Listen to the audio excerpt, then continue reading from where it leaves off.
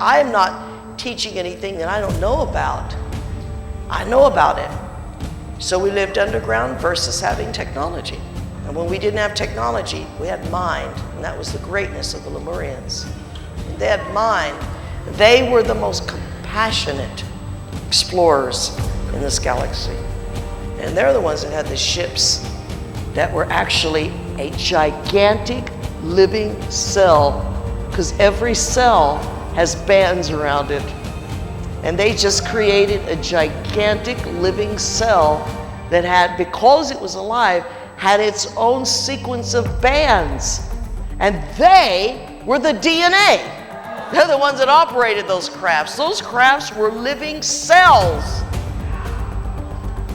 Because the only thing that can create no time are the bands spinning in an analogical state. Well, do you know the greatest spacecraft you will ever build that this government knows about was built from living biological systems? Did you know that my family came here on crafts that were actually alive? And alive because in anything that's alive has got to have consciousness and energy, and anything that's alive has got to possess those bands.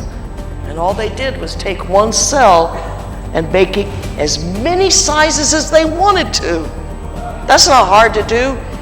They were the DNA that gave the cell its life, and it was by their thought that that cell was a great mothership that came here and didn't even travel. It appeared here from beyond the North Star, and they're the ones that know how to defy gravity. Where do you think the ancients got their knowledge of levitation, biolocation, and extraordinary mind?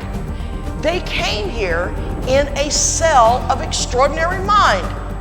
If we could grow a spaceship as big as a cell in your body, which is possible, and still have it alive, and instead of a panel of electronics, that the panel is DNA, and the writers inside of this cell are punching out the DNA, you have the perfect UFO.